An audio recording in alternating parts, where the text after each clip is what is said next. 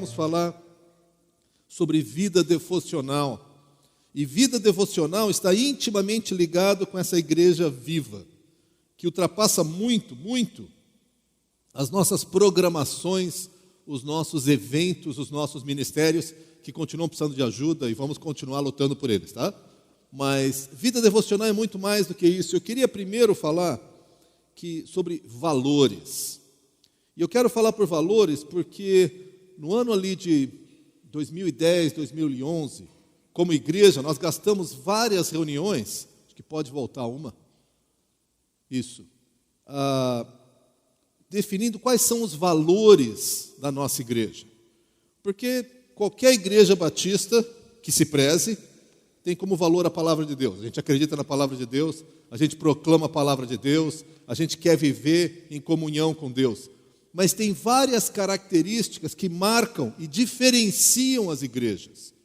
E eu acredito que isso é bênção de Deus, porque a presença de Cristo precisa ser marcada na nossa cidade de uma maneira diversa, com várias caras. Valores, então, são crenças fundamentais, são coisas que nós acreditamos muito, elas são bíblicas, porque esse é o nosso compromisso, e elas são passionais, são coisas pelas quais nós somos apaixonados, que determinam como nós conduzimos a nossa vida.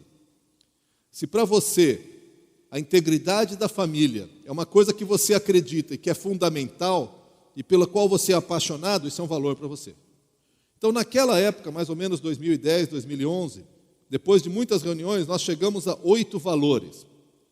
Pode passar o próximo aí? E os valores foram os seguintes: vida devocional, grupos pequenos, evangelismo pessoal, ensino bíblico, discipulado, ênfase em pessoas, culto inspirador e famílias fortes. É claro que a gente faz muito mais do que isso, mas esses 8 valores são como que os limites daquilo que a gente se compromete a fazer. Quando a gente avalia o nosso próprio ministério, nós perguntamos: estamos respeitando esses valores? Estamos vivendo esses valores? E hoje eu gostaria de falar do primeiro deles. Durante o ano a gente quer visitar cada um desses valores. E hoje eu quero falar sobre vida devocional. Vida devocional, que é o nosso primeiro valor. O que a gente quer dizer com vida devocional? Eu achei uma citação do pastor Osmar Ludovico, que eu gostei bastante, é bem simples. Diz que a vida devocional é o cultivo de uma relação de intimidade com Deus, através da leitura e da oração. Nós vamos expandir um pouco mais do que isso, tá? Mas o que eu quero dizer é isso. Vida devocional, ele é o cultivo. Você cultiva uma relação. Você investe na relação. Se você não investir em uma relação, a sua relação vai adoecer e morrer. Nós já fizemos várias comparações aqui com respeito a questão de casamento, né? Nós, homens, em geral, somos muito bons de começar relacionamentos. A gente sente o prazer da conquista, e a gente vai atrás, e a gente fala. Depois que conquistou, a gente tem que tomar cuidado, porque senão a gente acha que, bom, já conquistei mesmo, agora tudo bem. Se você fizer isso, seu casamento vai sofrer muito. Ou seja, você precisa, depois que você iniciou um relacionamento, cultivar esse relacionamento, de lado a lado, tanto homem como mulher, é óbvio. E esse cultivar é uma coisa constante, é uma coisa diária, de várias maneiras. A nossa relação com Deus, de intimidade com Deus, ela também precisa ser cultivada. Nós precisamos cultivar essa relação. E eu gostaria de olhar com vocês uma passagem que no passado nós já estudamos, mas ela é tão fundamental para a vida devocional que eu vou pedir que vocês abram de novo em João 15. Eu vou ler versos de 1 a 10. Karina, me ajuda aqui, ó. Que é firme, permanecer em Cristo, é isso? Falei certo? Firme, permanecer em Cristo. Certo? Esse é o nosso tema, tá bom? João 15, deixa eu ler versos de 1 a 10. Eu vou ler uma passagem bastante conhecida e depois eu quero olhar os princípios que existem sobre isso para a nossa vida espiritual. Me acompanhe enquanto eu leio. Jesus ensinando diz: eu sou a videira verdadeira e meu pai é o agricultor. Todo ramo que estando em mim não dá fruto, ele corta, todo que dá fruto ele poda, para que dê mais fruto ainda. Vocês já estão limpos pela palavra que lhes tenho falado. Permaneçam em mim e eu permanecerei em vocês. Nenhum ramo pode dar fruto por si mesmo, se não permanecer na videira. Vocês também não podem dar fruto se não permanecerem em mim. Eu sou a videira, vocês são os ramos. Se alguém permanecer em mim e eu nele, esse dará muito fruto, pois sem mim vocês não podem fazer coisa alguma. Se alguém não permanecer em mim, será como o ramo que é jogado fora e seca. Tais ramos são apanhados, lançados ao fogo e queimados. Se vocês permanecerem em mim e as minhas palavras permanecerem em vocês, pedirão o que quiserem e lhes será concedido. Meu Pai é glorificado pelo fato de vocês darem muito fruto, e assim serão meus discípulos. Como o Pai me amou, assim eu os amei. Permaneçam no meu amor. Se vocês obedecerem os meus mandamentos, permanecerão no meu amor, assim como eu tenho obedecido aos mandamentos do meu Pai, e em seu amor permaneço. É um texto um pouco longo, mas eu queria fazer alguns comentários. O primeiro deles, que é mais ou menos óbvio, é a vida cristã é uma vida emprestada. Deixa eu explicar o que é isso. Paulo diz em Gálatas: não sou eu mais que eu vivo, mas Cristo vive em mim. O chamado para ser cristão não é para você ser mais bonzinho, é para você viver a vida de Cristo. É uma outra vida. E é uma vida que entra aqui dentro e começa a projetar. Então o nosso propósito não é dar uma longa lista e falar: sigam isso, sigam aquilo, olha aqui, está faltando. Não é uma briga para você fazer um esforço gigantesco para se comportar melhor. O nosso desafio para você é: entre em contato com a fonte, toma emprestada a vida de Cristo e vive a vida de Cristo em você. Segunda observação é o quantas vezes ele fala de fruto, a evidência que existe de fruto. Se você vive a vida de Cristo, você vai dar frutos. E eu quero lembrar, no passado nós já estudamos em detalhes essa passagem, mas frutos não são só novos convertidos. Alguém que luta com ira e de repente começa a manifestar mansidão, isso é um fruto espiritual. Alguém que normalmente é ranzinza e sempre está reclamando do trânsito, da temperatura, do lugar, do banco, do chefe, da esposa, do filho, e de repente começa a demonstrar uma alegria, um contentamento em Cristo, e isso é um fruto espiritual. Alguém que, é só olhar o fruto do Espírito, você tem ali toda a dimensão dos frutos espirituais. Então, quem toma emprestada a vida de Cristo e começa a viver essa vida, ele naturalmente, ou melhor, sobrenaturalmente, vai manifestar os frutos do Espírito. Mas talvez o que eu quero observar mais aqui é o número de vezes que Jesus usa a palavra permanecer. Se eu contei certo, são 11 vezes em 10 versículos. E é uma expressão muito clara no original, significa habitar, estar firmado, continuar no mesmo lugar. É como quando você planta uma estaca e ela fica firme naquele lugar. Permanecer é uma demonstração, uma palavra que basicamente significa que eu vou ficar aqui e eu estou em contato com esse lugar. E Jesus fala e repete: permanecer, permanecer. Eu quero olhar com vocês 4 princípios, poderíamos olhar mais, mas eu acho que eles nos ajudam a pensar na nossa vida devocional. O primeiro princípio, no verso 4, é o que eu chamo do princípio da reciprocidade, um ao outro, né? Verso 4 diz assim: permaneçam em mim e eu permanecerei em vocês. Eu em Cristo, Cristo em mim. Esse é bastante óbvio, né? É uma via de duas mãos. Na verdade, o que é curioso é que, se você tomou uma decisão por Jesus, Cristo está em você. Eu estava olhando esses dias uma passagem em Efésios, quando diz que nós já recebemos todas as bênçãos espirituais. Nós já recebemos. Às vezes, ao orar, alguns cristãos falam assim: Senhor, me abençoa, porque eu quero mais do Teu Espírito, eu quero mais isso, eu quero. A palavra diz que nós já recebemos, nós já temos em nós a vida de Cristo.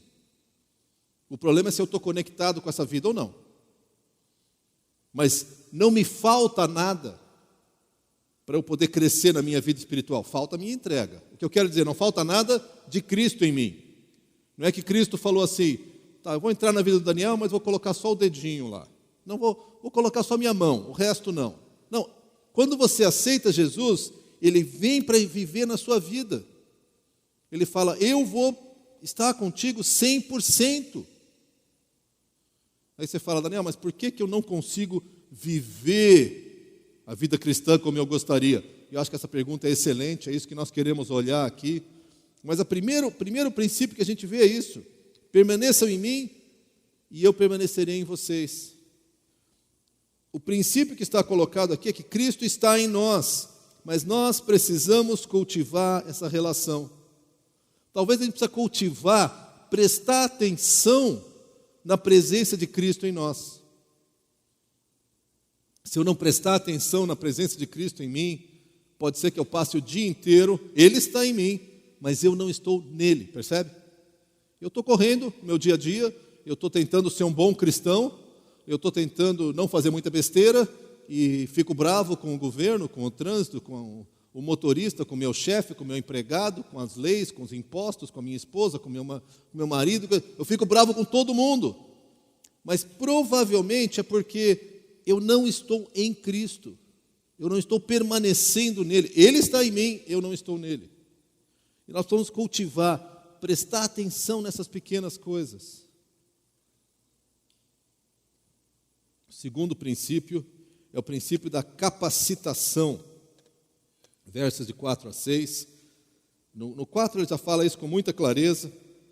Vocês também não podem dar fruto se não permanecerem em mim.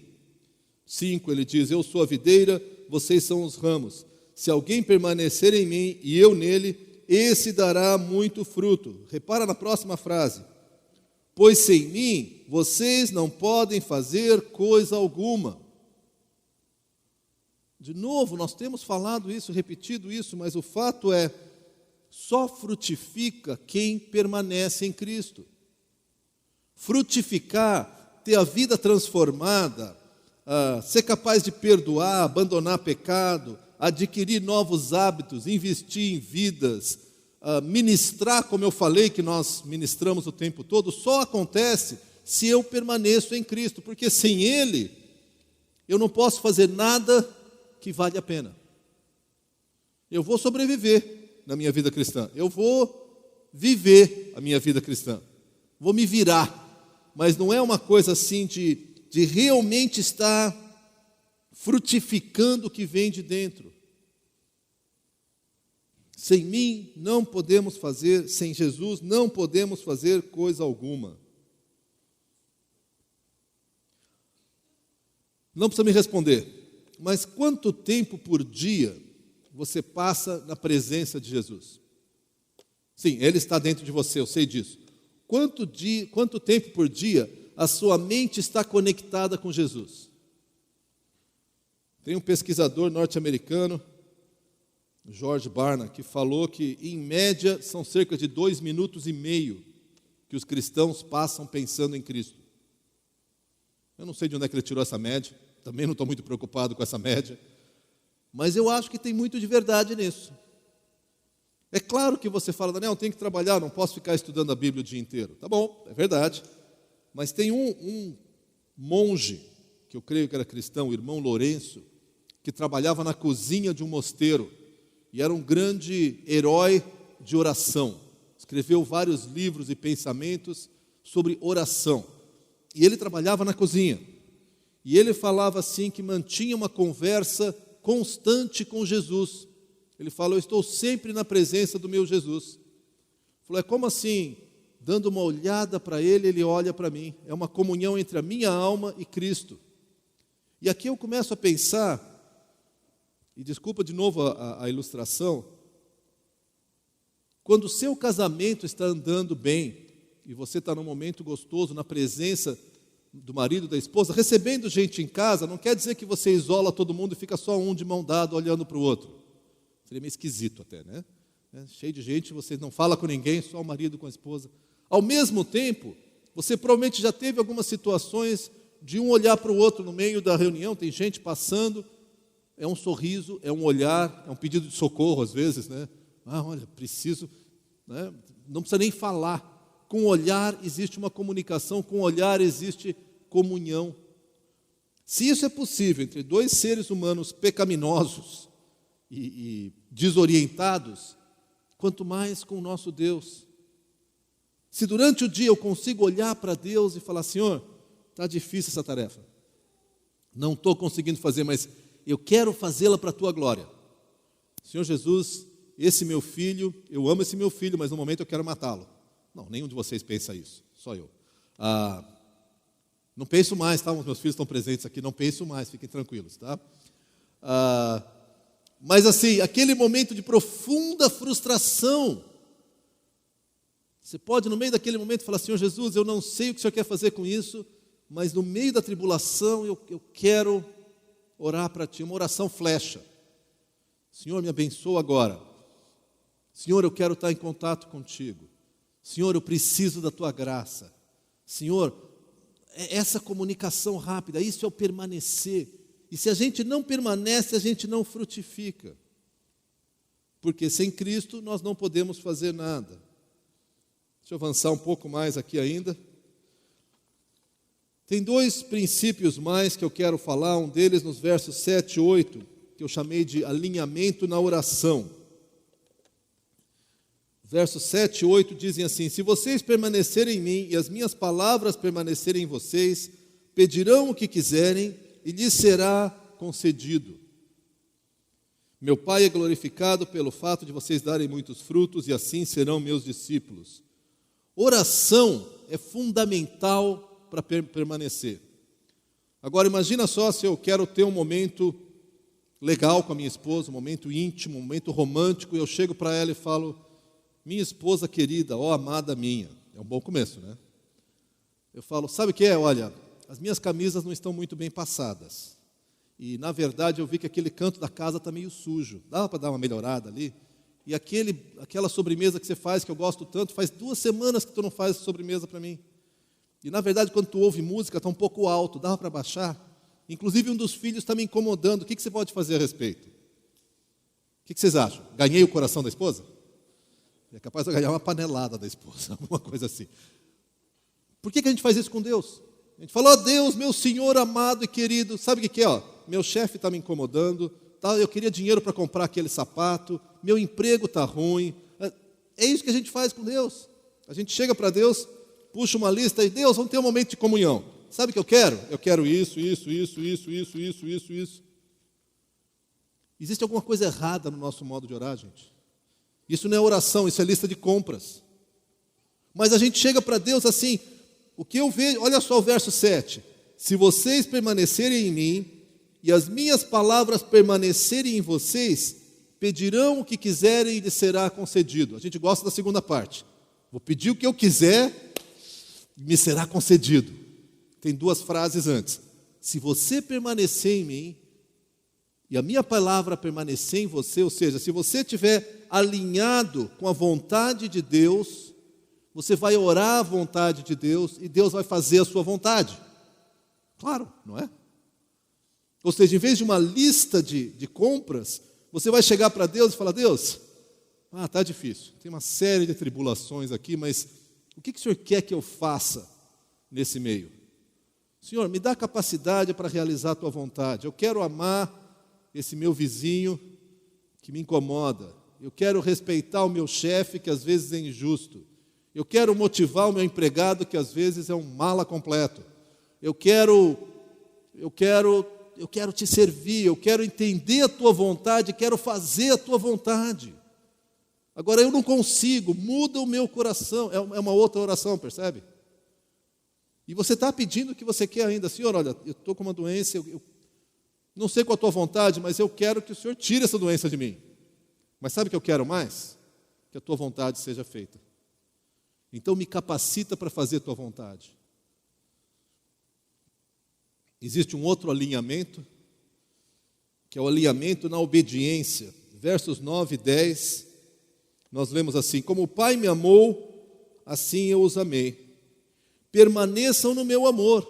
Essa parte a gente gosta, né? Permanecer no amor é fantástico. Daí ele continua: se vocês obedecerem aos meus mandamentos, permanecerão no meu amor. Pois como tenho obedecido aos mandamentos do meu Pai, em seu amor permaneço. Permanecer inclui você se alinhar com a vontade de Deus, inclui seguir os caminhos de Deus. Uma das coisas que eu converso com os casais, que eu faço a orientação pré-matrimonial, é perguntar assim: em que direção cada um de vocês está caminhando? E algumas vezes é curioso, porque um fala: não, porque eu quero crescer, eu quero viajar, eu quero ir para o exterior. Aí o outro fala: não, mas eu não quero sair de Porto Alegre. Eu digo: gente, desculpa, vai dar um pequeno problema isso aqui. Porque um está caminhando numa direção, o outro na outra. Um fala: não, eu acho que a gente tem que ser comedido, tem que cuidar, não pode gastar além do que tem que guardar, fazer poupança. O outro fala: não, eu quero viver a vida. Crédito está aí para isso. Vai dar um problema. Ou seja, se nós seres humanos, se não estivermos alinhados, não podemos caminhar junto com a palavra fala, quanto mais nós e o nosso Deus. Eu não posso falar para Deus: Deus, sou um contigo, sou amigo de Deus, eu e tu, grudado, mas aí Deus te fala para fazer uma coisa, você fala: não, mas isso eu não vou fazer não. Eu queria que tu perdoasse. Não, Deus, sou amigo, mas perdoar, não vou perdoar não, tá? Porque o cara é muito chato, o cara é muito ruim, o cara é muito... E vem todas as desculpas para isso. Se eu não me alinho com a vontade de Deus, eu não permaneço em Deus. Eu não permaneço em Deus. Permanecer tem a ver com cultivar essa intimidade com Deus. Eu queria ser bem prático e dar para vocês 4 passos de uma vida devocional. O primeiro deles é leitura. Eu não sei, deixa eu fazer a pergunta. Quantos de vocês estão acompanhando aqui a leitura das nossas histórias? Levanta a mão, coragem. Se você não está acompanhando, ainda dá tempo, tá? Não tem tanta história assim, você consegue fazer. Você fala: Daniel, mas só isso? Eu gosto de ler conforme indica o meu coração. Se você lê, eu estou super em paz. A maioria das pessoas que falam: eu não gosto de seguir uma listinha, não segue nada. Mas se você lê, eu estou feliz. Leitura da Bíblia tem 2 tipos de leitura. Tem a leitura de estudo e tem a leitura devocional. Deixa eu explicar isso direitinho. Se você é ligado em estudo da Bíblia, você lê, você quer entender as expressões. Se você é meio maluco, você quer ir para as línguas originais e quer ler comentários e quer entender aquele versículo. Isso não é leitura devocional, tá? Leitura devocional você vai ler. Eu recomendo que não leia um trecho muito grande, um capítulo. Lê uma vez, lê a segunda vez. Ora para que Deus desperte a tua atenção para uma expressão. Esses dias eu estava lendo um texto. Na quarta-feira de manhã nós fizemos um período de oração como pastores. E lendo um texto, a expressão era: não há nada que esteja oculto que não seja revelado.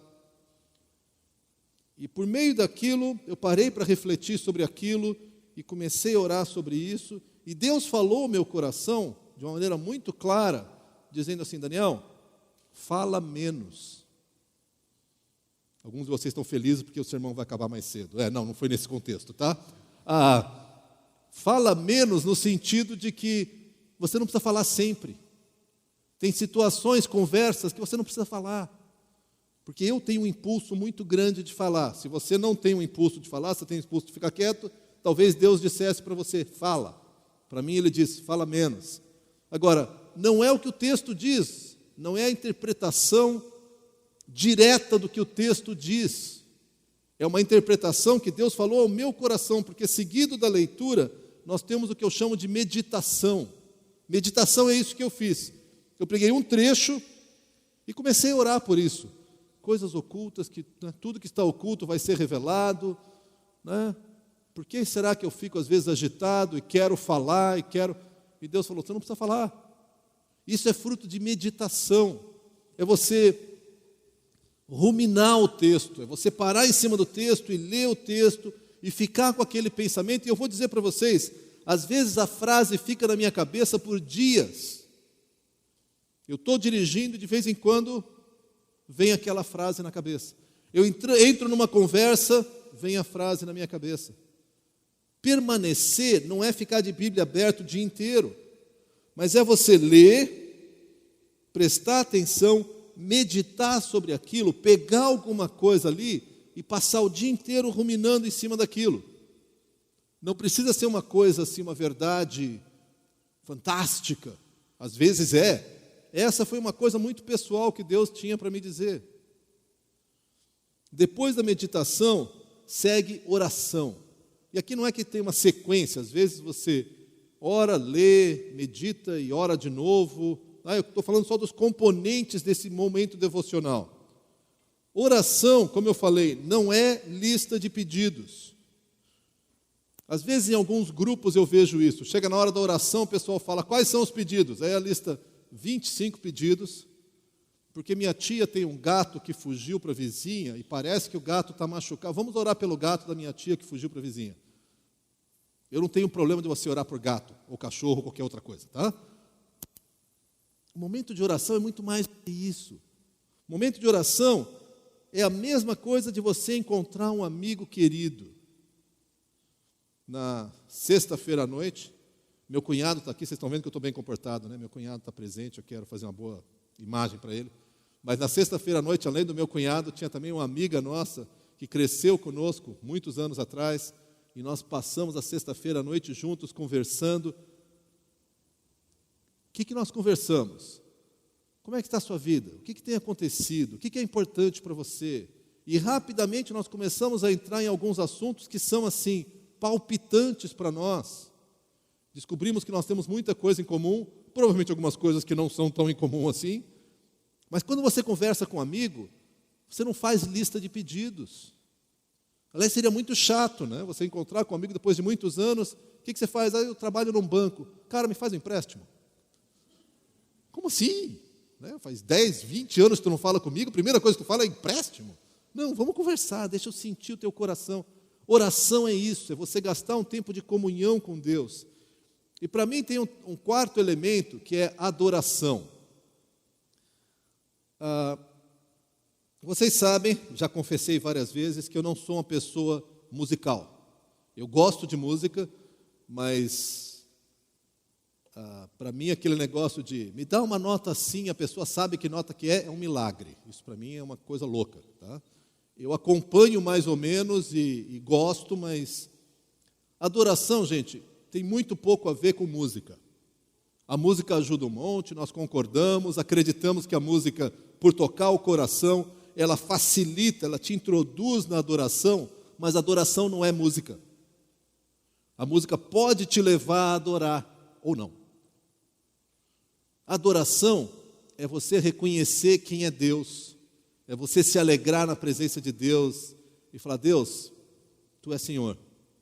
Deus, essa última música que Ricardo e Raquel cantaram, Tu és o nosso refúgio, o Teu nome me traz a paz, me traz consolo, enche o meu coração com a Tua presença. Oração se mistura com adoração.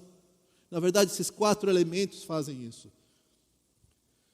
Eu sugiro a você que se você não tem um tempo devocional todo dia, você tem que abrir isso na sua agenda. Gasta 10 minutos, eu não sei quanto tempo vocês têm levado para ler essas histórias, ou o que você lê. Às vezes é aquele devocional, pão diário, coisa assim. Mas é muito importante que ao ler aquilo, você tente pegar alguma coisa para o seu coração, meditação, que você ore com o Senhor, conversa com Ele sobre aquilo. Apresente os seus pedidos, sim, as suas petições, mas é muito mais do que petições. E termina engrandecendo o Senhor. E, se possível, fica com aquela frase na sua cabeça o dia inteiro. O dia inteiro.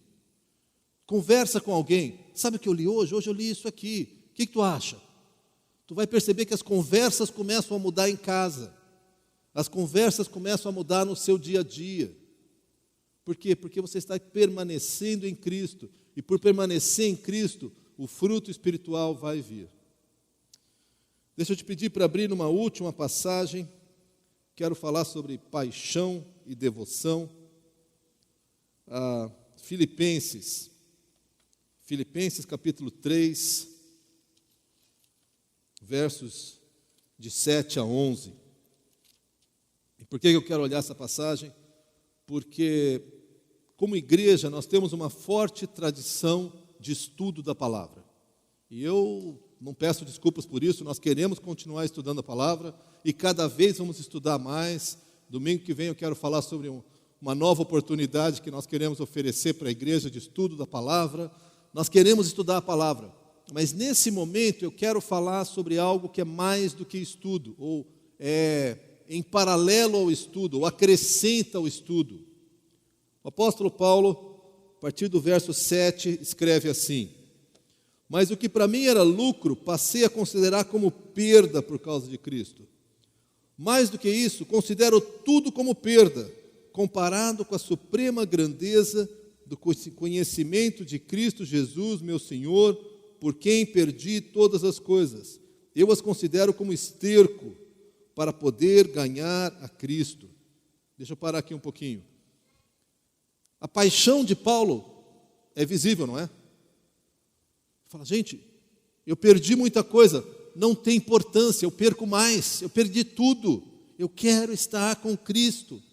Eu proponho a vocês que, se não for essa a sua atitude, as demandas do dia a dia, as pressões do dia a dia, de pessoas, da família, do trabalho, as suas próprias, vão roubar a sua atenção de Cristo.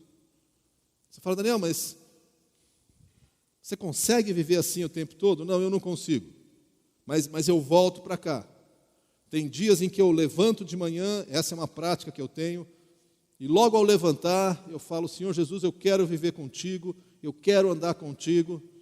E alguns de vocês podem dizer, como ele é espiritual? Não, eu sou desesperado, ou seja, eu preciso me lembrar que é isso que eu quero fazer durante o dia. Então virou uma mania, se você quiser, que eu levanto e falo, Senhor Jesus, é isso que eu quero. Às vezes daqui a 5 minutos eu já estou preocupado com um monte de coisa, daí eu falo, não, eu quero andar com Cristo. Aí eu me envolvo em algumas coisas, no meio da manhã eu falo, eu quero andar com Cristo. E aí eu tenho essa comunhão com Ele. O valor de estar em Cristo. Queridos, nós precisamos cultivar isso, nós precisamos repetir isso. Eu li um tempo atrás de um pastor que estava ensinando um grupo sobre oração, e uma das pessoas falou, pastor, eu tentei a manhã inteira eu tentei, era um retiro de oração, eu tentei orar, e a cada 10 minutos eu me distraía, foram 100 vezes que eu me distraí, e esse pastor falou, que ótimo, 100 oportunidades de voltar a Cristo. Eu falei, tá bom, me dá um pouco de esperança aqui, porque não importa quantas vezes tu te afasta dele. Nós cantamos agora, se eu me perder, a tua graça vai lá e me alcança e me traz de volta para ti.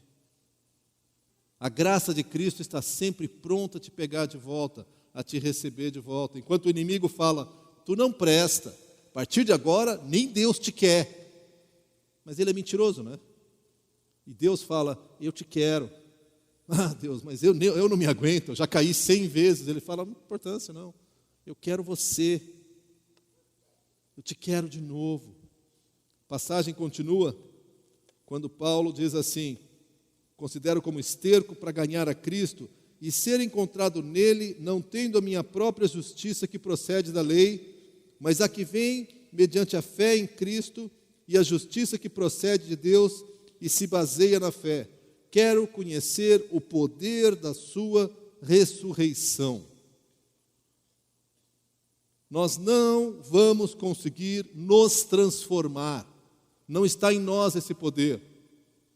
Você não consegue mudar a sua vida. Você consegue dar disciplinar algumas coisas, tomar algumas decisões, vou parar aqui, vou parar ali, mas ou o poder de Deus nos transforma, ou a nossa vida vai ser a mesma. E deixa eu parar um pouquinho mais para dizer isso. O poder da ressurreição é aquele poder que pegou alguém morto, de sexta-feira até domingo de manhã, e no domingo de manhã ressuscitou, trouxe de volta a vida. Jesus não estava em coma, ele não estava muito mal, ele estava absolutamente morto. E esse poder o ressuscitou. Esse poder que ressuscitou o morto, será que consegue fazer mudança na tua vida? Será que esse poder consegue transformar os seus problemas? Esse poder transforma o teu coração? E eu acredito que sim. Eu não posso pensar de outro jeito. Pois quando Paulo diz, eu quero conhecer o seu poder, é essa vida devocional que eu estou falando. É uma vida de transformação, de entrega. Exige sim que eu me entregue e abandone a minha vida nas mãos dele, como que passando pela morte, para que o poder da ressurreição faça a vida de Cristo entrar em mim e viver a minha vida. Já não sou eu mais quem vivo, mas Cristo vive em mim. E o resultado, ele continua, verso 10, quero conhecer Cristo, o poder da sua ressurreição e a participação em seus sofrimentos, tornando-me como Ele em sua morte. Tornando-me como Ele. O propósito da vida devocional não é decorar versículo, não é fazer X orações, não é ler 10 livros, é me tornar mais e mais parecido com Jesus por causa do poder dele. Queridos, eu quero lançar diante de vocês como alguém que tem a mesma luta, que essa é a proposta da vida cristã. É isso que nós somos chamados a fazer. Viver em Cristo, andar com Cristo, permanecer em Cristo. Cristo é toda a nossa teologia é Cristo. Nós às vezes discutimos coisas secundárias, que são importantes, têm a sua importância, mas entramos em discussões fúteis.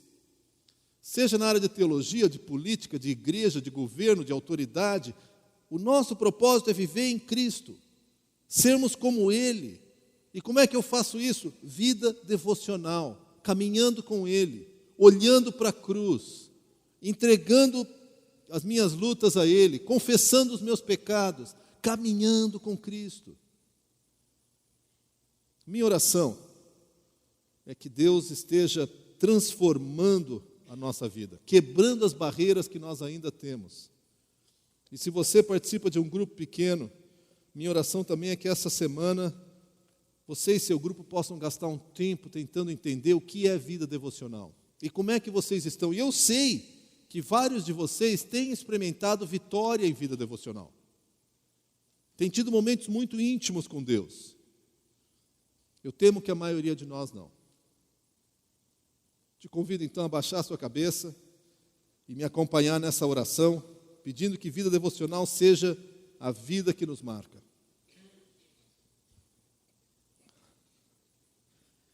Senhor nosso Deus, eu me curvo diante de Ti e rogo que pelo Teu amor derramado em nossos corações por meio do Espírito Santo, nós possamos entrar mais e mais em uma vida sobrenatural na Tua presença. Que nós possamos Te buscar com essa avidez, com essa sede, com essa vontade que o apóstolo Paulo fala, que para ele tudo é lixo, para conhecer a Cristo e conhecer o Teu poder. Pai, eu preciso experimentar mais do Teu poder. Eu preciso experimentar mais da liberdade que eu já tenho, mas muitas vezes não tenho vivido. E eu oro por mim, oro pela minha família, oro pela nossa igreja, que a nossa vida seja marcada por uma vida devocional, uma vida na Tua presença, uma vida de permanecer em Cristo, de viver a Tua vida, ó Jesus, em nossa vida. Vem falar conosco, Pai, vem derramar mais do Teu Espírito em nós, vem nos fazer abrir os olhos espirituais para perceber a tua presença naqueles que já te aceitaram como Senhor e Salvador. Ministra na nossa vida, Pai, é o que eu peço no nome do nosso Senhor e do nosso Salvador, Jesus Cristo.